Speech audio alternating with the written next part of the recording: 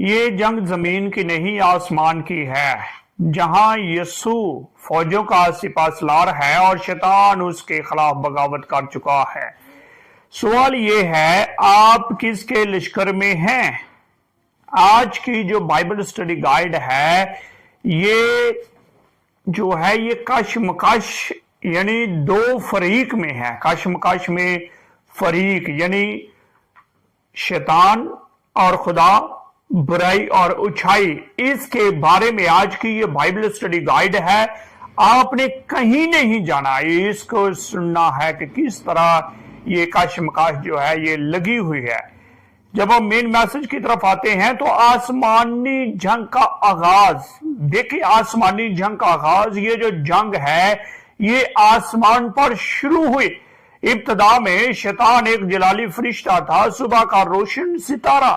یسایہ کی کتاب ہمیں بتاتی ہے، حزقیل کی کتاب ہمیں بتاتی ہے، لیکن اس نے خدا کے تخت کو اپنے قبضہ میں کرنے کا سوچا اور اسی بغاوت نے کائنات میں لڑائی چھیڑ دی۔ اب دیکھ لیں کہ اس کے دل میں لالچ آیا، گھمنڈ آیا، اور اس کی وجہ سے یہ جنگ جو تھی یہ زمین پر چھڑ گئی۔ تب سے شیطان کا مقصد خدا کے منصوبے کو ناکام بنانا اور انسان کو گمراہ کرنا ہے۔ جنگ زمین پر آ گئی۔ جب آدم اور حوا نے گناہ میں گرے تو میدان جنگ جو ہے وہ زمین بن گئی۔ اب ہر انسان ایک فوج میں ہے، یا تو وہ خدا کی فوج میں یا وہ ابلیس کی فوج میں، درمیان میں کوئی غیر منجانبدار نہیں ہے۔ یہاں پر جو بات کر رہے ہیں یہ کینان کی فتح خدا کی جنگ کا ایک نشان ہے۔ جب بزرگ یشوع جو ہے وہ قوم کو لیڈ کر رہا تھا تو اس وقت کی بات ہے، خدا نے اسرائیل کو کینان فتح کرنے کا حکم دیا۔ یعنی خدا نے کہا کہ بھئی تم اس کو فتح کرو، یہ ملک آپ کا ہے، یہ آپ نے لینا ہے۔ اور یہ محض زمینی جنگ نہیں تھی بلکہ برائی کے کلوں کو ڈھانے کی علامت تھی۔ خدا چاہتا تھا کہ زمین سے بدی مٹا لے، خدا چاہتا تھا کہ زمین سے بدی مٹ جائے، لیکن اصل مقصد قتل نہیں، پاکیزگی تھی۔ اگر بنی اسرائیل مکمل فرما بردار ہوتے تو خدا بغیر تلوار کے ان کے دشمنوں کو مٹا دیتا، کہ جیسے اس نے بحر کلزم میں مصری فوج کو ڈبویا۔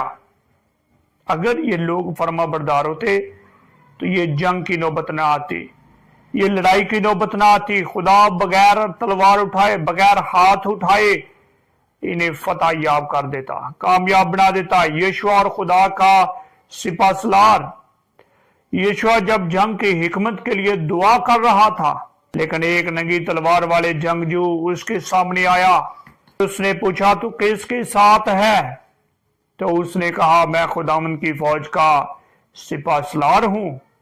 تو یشوع نے اس کے آگے سجدہ کیا، ظاہر کرتا ہے کہ وہ خود یسوع مسیح تھا۔ وہ جو سپاسالار ننگی تلوار والا آیا وہ خود یسوع مسیح تھا، جو ہر جنگ میں اصل کمانڈر ہے۔ یعنی جب آسمان پر ہوئی تو میکائیل کی شکل میں وہ لڑا اور شیطان اور اس کے فرشتوں پر غالب آیا، اور پھر ابلیس اور اس کے فرشتوں کے لیے آسمان پر جگہ نہ رہی۔ خدا کی روحانی جنگ، یہ جنگ انسانوں کے خلاف نہیں بلکہ روحانی قوتوں کے خلاف ہے، جیسے کہ افسیوں کے خط 6 باب کی 12ویں آیت میں لکھا ہے، آج بھی شیطان اندھیروں کا شہزادہ ہے اور خدا اپنے بچوں کو بری روحوں سے بچانے کے لیے لڑ رہا ہے، کیونکہ خروج کی کتاب میں لکھا ہے کہ خداوند جنگی مرد ہے، یہوہ اس کا نام ہے۔ خدا کی قدرت کے کاموں کی مثالیں، خدا نے کنانیوں پر اولے برسائے، 1,85,000 اسوری فوج ایک رات میں مارے گئے۔ علیشا کے وقت میں دشمن خود ایک دوسرے سے لڑ پڑے۔ खुदा ने अपनी ताकत से अपने लोगों को बचा लिया ताकि वो समझें फतह इंसान की नहीं खुदा की है। हालेलुया। ये खुदा के फतह मंदी की मिसालें हैं, कुदरत की मिसालें हैं जो खुदा हमारे दरमियान रखता है ताकि हम भी उस बारे ईमान लाएं।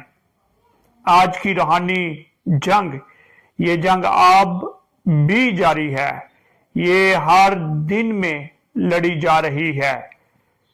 रोशनी और अंधेरे के दरमियान मसीह तुम्हारे साथ है। अगर तुम उसे अपनी जिंदगी में जंग का सरदार बनाओ, तुम उसके वसीला से गालिब आ सकते हो जिसने तुमसे मोहब्बत की है। याद रखो, ये जंग अकेले नहीं लड़ रहे, यीशु मसीह तुम्हारे साथ है। बस उस पर भरोसा करो और अंधेरों पर रोशनी को गालिब आने दो। हर दिन एक रूहानी जंग है। आज फैसला करो तुम किस लश्कर में हो। हालेलुया।